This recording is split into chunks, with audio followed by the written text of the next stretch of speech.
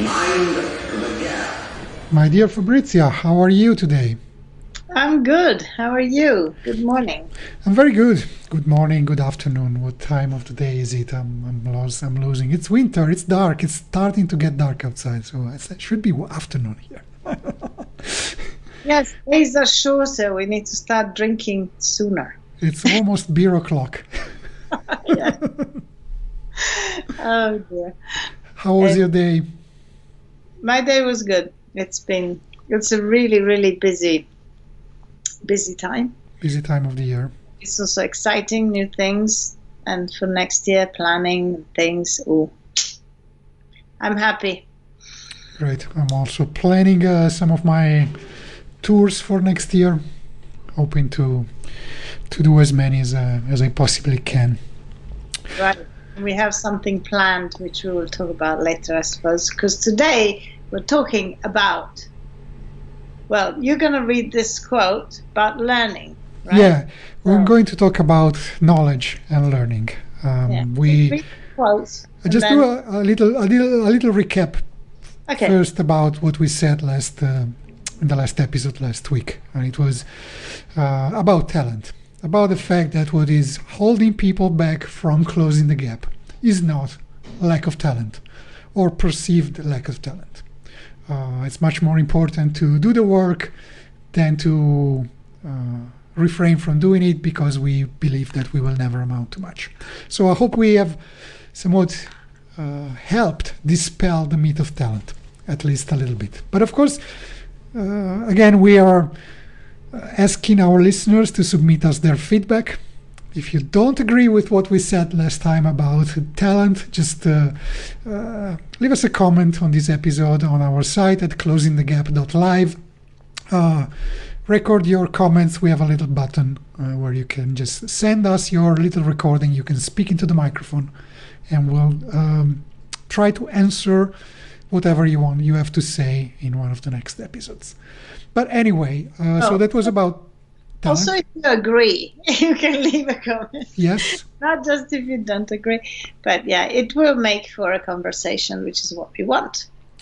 Right. So we talked about talent. And the other thing that sometimes we think that people is blocking people, preventing them from crossing the chasm or closing the gap, is a perceived or actual lack of knowledge. Okay, I don't have the necessary knowledge to do this and that. And I want to, because I read it just a few days ago. I was reading some articles online, and one of the sites that I follow is James Clear's blog at jamesclear.com. And one of his articles, one of his blog posts, he has this quote about knowledge. And he talks about the gap explicitly. And he says, it can be easy to assume that the gap between where you are now and where you want to be in the future is caused by a lack of knowledge. This is why we buy courses on how to start a business, or how to lose weight fast, or how to learn a new language in 3 months. We assume that if we knew about a better strategy, then we would get better results. We believe that a new result requires new knowledge.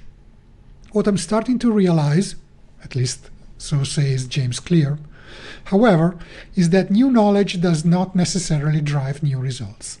In fact, learning something new can actually be a waste of time if your goal is to make progress and not simply gain additional knowledge. It all comes down to the difference between learning and practicing. What do you think? I think that he's right on one side, but this can also be misleading, I don't think that's what he meant. But people may think that it's not worth learning more, which is absolutely not right. What he's saying here is that if people think that learning more is the magic wand that's going to open all the doors and make everything happen, that's not going to happen until you actually take what you're learning and you put it into practice, right? Learning by itself doesn't do anything, and that's absolutely true. Learning and practicing need to go together. You need to act on what you learn. We're all doing what we're doing because we learned to do something before we did it, right? You learn to walk and then you walk. But if you don't learn to walk, you'll never walk. So, and that's physically. But we learn about how to use Lightroom, and then you get better at it when you actually practice it. If I read a manual on my camera and I never use it, I'm never gonna learn to use it. I can know all about it, but I'm not going to be able to take good photos. So practice is absolute key, and in that he makes a very good point.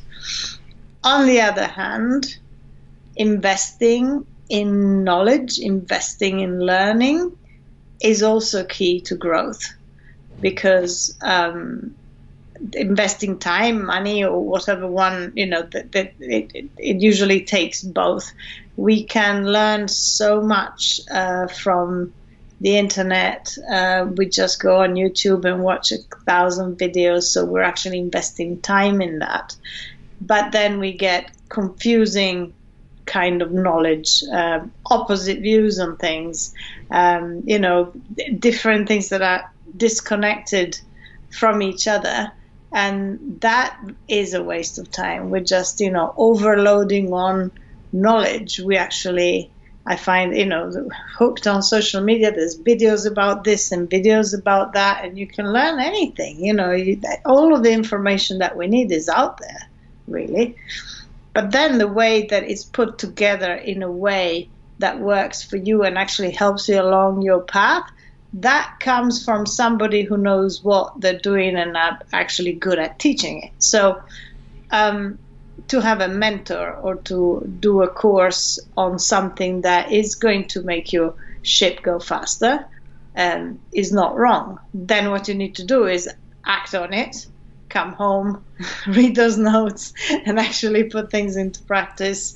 And then, then it's worth doing. That's what I think, anyway. Yeah, I completely agree. Of course, the reason why this I wanted to mention this quote is because I do the same mistake, or at least I used to do the same mistake that James Clear is pointing out here. And of course, he's not advocating ignorance. That would be foolish. But I found myself that reading books, buying courses, sometimes not even using that material. I bought a ton of video courses that I just sometimes watched or didn't even watch. Oh, I have this course and I will use it. This is knowledge that I'm going to use, and then the course stays there. Or I watch the course and then I never put that in practice. So I find that sometimes I'm guilty of that attitude. Right? Of thinking, I need to do this thing better, and the first thing I want to do is to learn how to do it, which is important. But then my learning sometimes stops there. And then instead of practicing what I learned, then I will try to learn something different. And I said, maybe you mentioned Lightroom, could be an appropriate thing. Talking about processing images, right? I learn about to do some basic processing, and then I put that aside and I never practice it, or I only do it very briefly. And then I think I need to do something better. And instead of improving what I learned, I get an advanced course, which doesn't lead me anywhere because I didn't do the necessary practice to actually internalize the concepts that I've learned first and make them really my own, which only comes from practice. Yes. And there's also something about buying a course and, reading a book. Like I said, I read a lot, and some books have been really important for me to grow my business and everything that I do. And there's courses that we can buy and learn things and put them into practice. But what I find is that it's really difficult to do this thing on your own.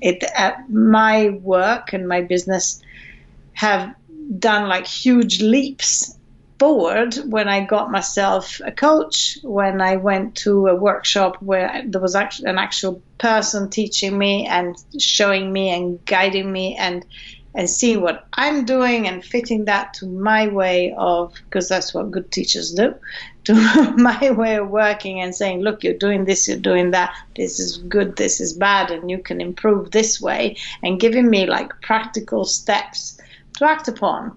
And I think, and those things are obviously more expensive, but there's another thing about the money we invest in these things, is that we will get out of whatever course or workshop or mentoring we pay for exactly as much as we pay for. I know it sounds, it sounds funny, but if something is free, it has no value. And even if it's, something good, yeah, okay, fine, we will take notice of it, but it will not have an impact. If I am paying somebody to teach me something, I'm going to squeeze every bit of everything that I want or need out of this course or workshop and really soak it up, because I'm invested in it, and when, it's just the way people are. Money is a powerful tool. And so when you are paying for something, you're going to get as much as you can out of it. If it's something that doesn't cost so much or is, just a very cheap thing or a free thing, the information doesn't really come in the same way. So, and I found that to be true for absolutely everybody. And I don't know, you may have the same experience. Maybe not. Maybe you don't agree. No, I completely agree. But I even go beyond that. As I said before, I bought, even aside from the material that you can get for free, there's a lot of stuff that I bought and I just never used.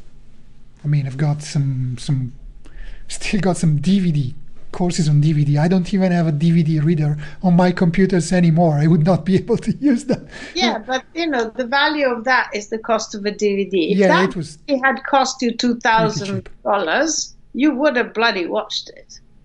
If it cost $20, you go like, well, whatever, it can sit there for a while. I have a ton of courses that were more or less expensive, and I'm talking even, $100 or $150, and they just sit there. Because especially at the beginning of my work, it wasn't something so hugely, important. When I started working with my coach, and it really cost me to do that, my goodness, every moment we talked about something, everything she said to me, it was like bang into practice the next day, because I couldn't afford to waste time with her. And that really made the difference in the way I worked and the way I saw things. And somebody that gives you, that's another thing. And that's what I do with my photographers that I work with. Somebody that gives you a different perspective on things. Because we go on and we think we need to do things a certain way. And someone else can show you that there's a whole different angle to take that thing and a whole different way to look at it. And you can't do that yourself, no matter how many YouTube videos you watch. It just does not happen. So, yeah, I'm at the point where I'm starting to feel that my post-processing skills are not as good as I would like them to be. So instead of getting one more book on image processing and so on, I'm really thinking of doing a really advanced master course in person with somebody who is really good at this. It's going to be my next investment. So it's an investment in knowledge, but it's a very, very specific. And it comes at a point where I think I have exhausted all the other resources that I could have used. And it's not something that I just don't do. I mean, I do process images. I won't say every day, but most days I do process my images. And it's when I get to the point where I know I could get something more out of them, but I don't know how, that I feel like I need more knowledge and I'm wanting to invest on it. So knowledge is important. It's important to invest in knowledge. The mistake is to think, as James Clear said, don't. He says, what does it say? Learning Knowledge for the sake of knowledge. Yeah. Right. That's what he says. Knowledge without practice is worthless, and that's the mistake that I used to make myself. Get a course, study it, and then think, okay, I'm not getting the results.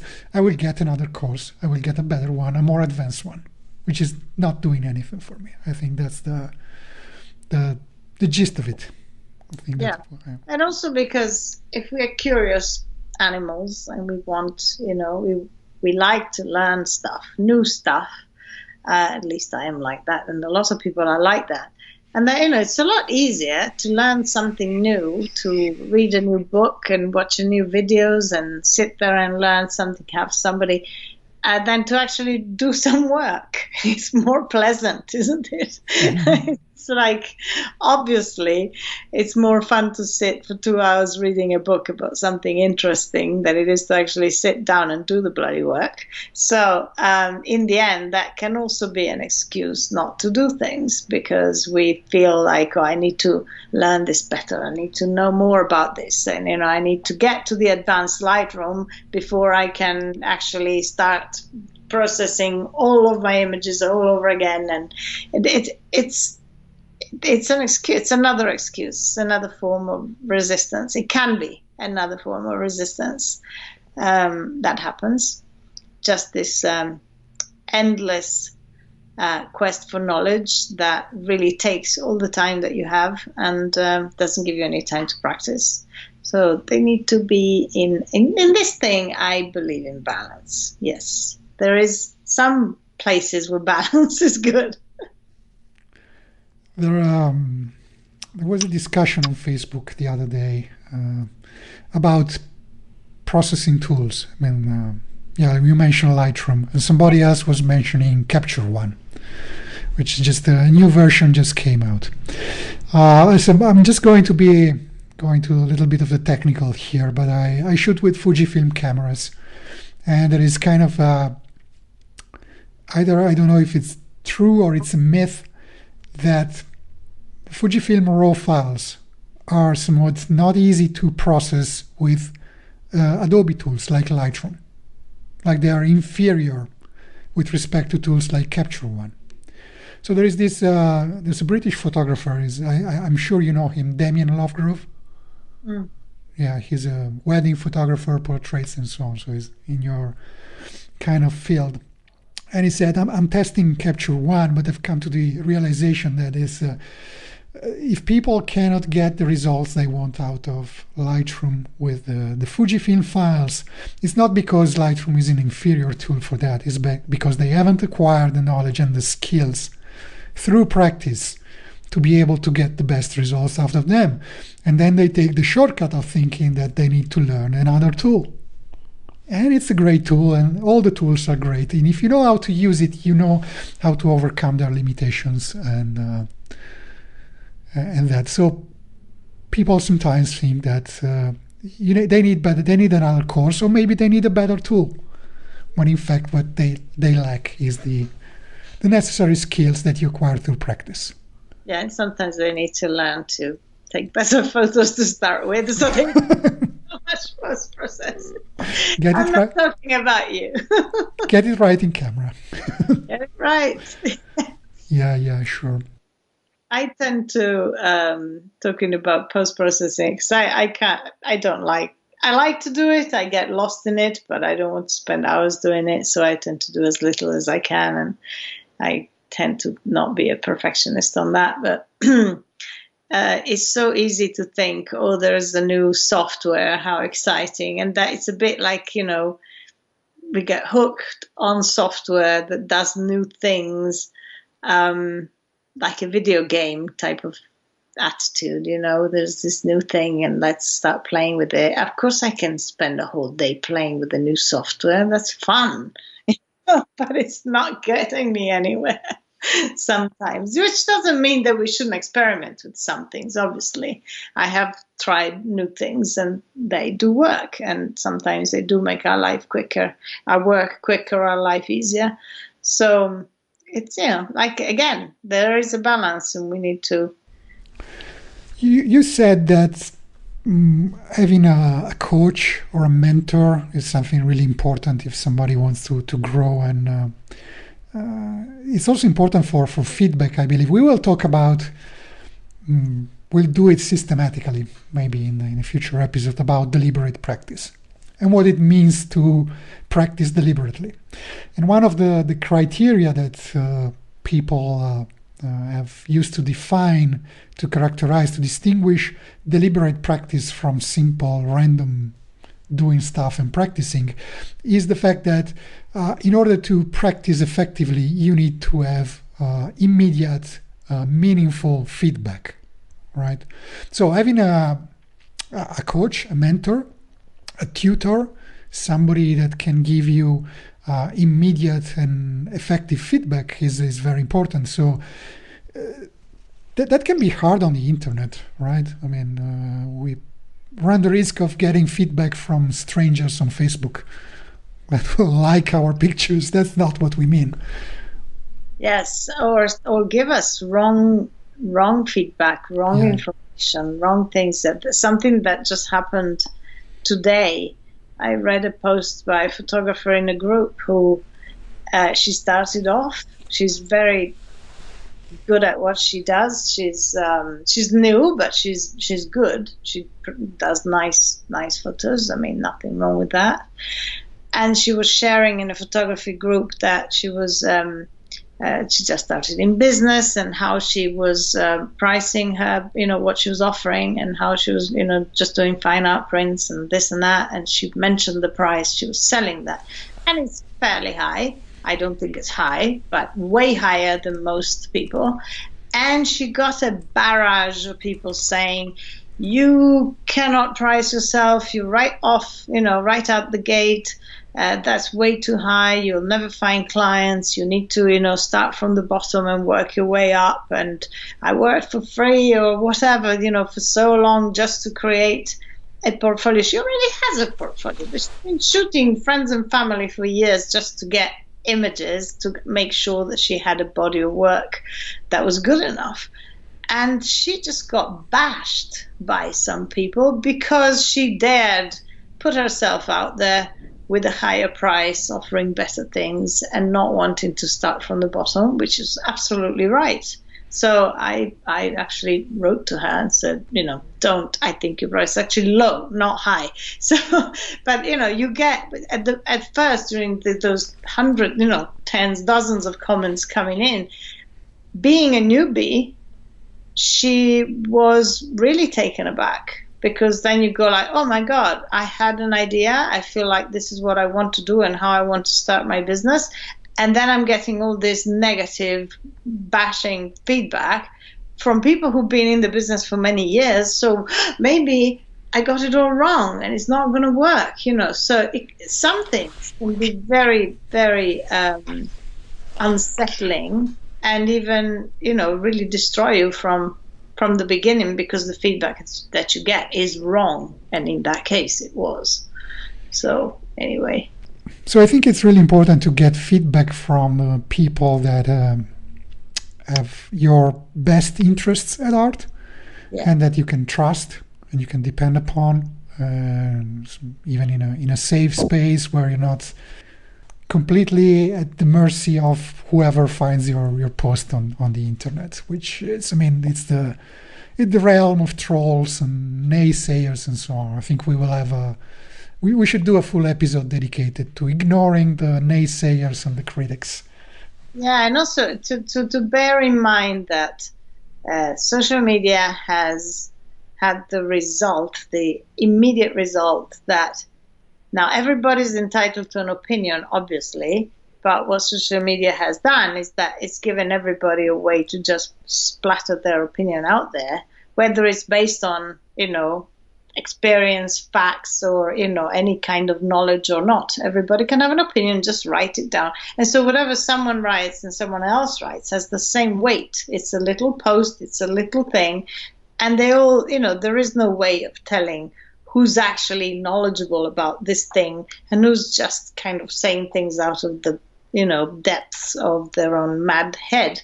So it's very difficult to judge what comes to us in these sort of situations. Videos, YouTubers, all of the world is full of people who really don't know what they're doing or what they're saying. And then it takes some research into who they are, what they're doing. Are they actually successful? Are they doing this? Do they have the credentials to say what they're saying? Should I listen to this person? Should I ignore it? It takes work, and that takes a long time. And then it's back to like learning. Who do I want to learn from? I want to learn from somebody who is actually doing it, walking the walk, talking the talk, but also walking the walk in a way that I like. There's people who teach stuff that may even be fantastic, but I don't like them. So I'm not going to learn from them. So I would just like to mention a couple of things that we have going on for the people who would like to learn more. They would like to talk about these topics that we are talking in this podcast, right? Talent, practice, learning, closing the gap, and so on. And do so in a community, in a space where there are other people like us that have the same struggles and have experiences to share. And one is the Closing the Gap Masterclass. This is a program that is actually we already did in the past, but it's still open. Meaning we did a series of live webinars, but you can still sign up for it, and you can access to the recordings of the past webinars. And we have an active community on Facebook. So don't get me wrong, it's Facebook, but it's a closed group. It's a secret group. Not anyone can join. You need to sign up for it. So you can check out the videos that we did. And we have I tend to, whenever I find something interesting, I tend to post it there to trigger a little bit of a discussion about those things. And this is completely free, right?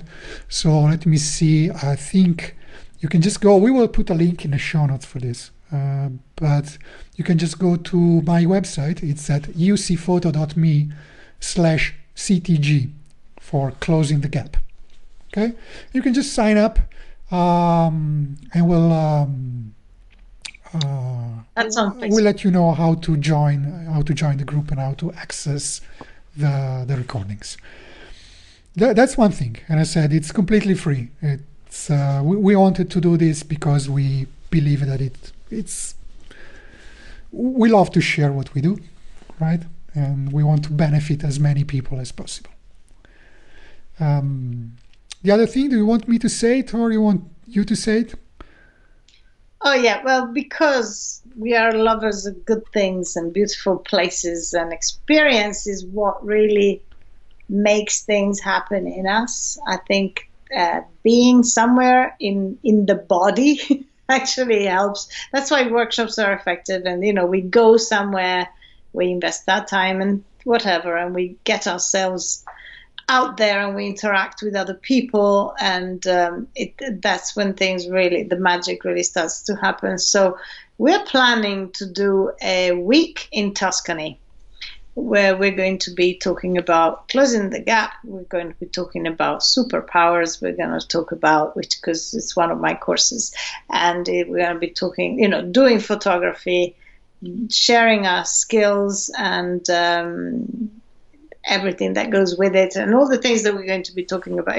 It's in this podcast. We're just going to bring it all out here, but to actually then get yourself out there in person and spend 8 days, which is a good, retreat kind of thing with us. I think that's really going to make a big difference. We wanted to come and go home different. So that's the that's the whole thing. we already started hinting at this, but in the next episodes, we will talk about practice, about the importance of practice, about deliberate practice. So we are going to practice there. We're not just going to talk about those topics. We are going to do photography. We're going to take the concepts and the ideas that we are talking about in this podcast and in the masterclass and put them into practice through a series of practical lessons, outings, sessions, portrait sessions, landscape photography, and so on. But the important thing is that we are not going to do, not focus so much on the technical things, on how to get the proper exposure. We're going to talk about and to practice the necessary skills for expressing ourselves creatively through photography, much more than getting things in focus or get the histogram right, and so on and so forth. That's important. That's a set of basic skills that everyone should be able to master, but we want to go a little bit beyond that. But I just wanted to say it's not just going to be, there's going to be a lot of talk. There's going to be a lot of sitting by the fireplace. There's going to be a lot of talk, a lot of practice, a lot of practice, a lot of practice, a lot of food, a fair amount of drink, and generally this village in Tuscany is one of my favorite places in the world. So I'm sure that it will become yours as well. It's so beautiful. And it's funny because Ugo chose it and found a place, and I didn't know where he was looking, and it turned out to be just there, which is, what are the chances of that? So, that's enough anyway.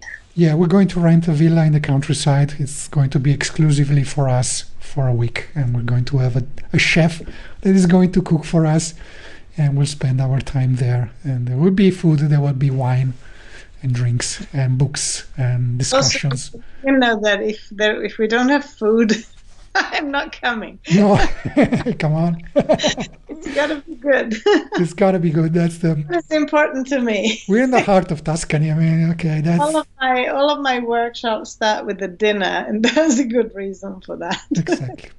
So I don't want to say anything more. It's not going to make this just a sales pitch. If anyone is interested, just go on the same page that I mentioned, ucphoto.me/CTG. There will be a link where you can find more about this retreat. And if you're interested, just let us know. We'll be happy to have you there. It's going to be in May of 2019. So there's still time to book if you want your seat.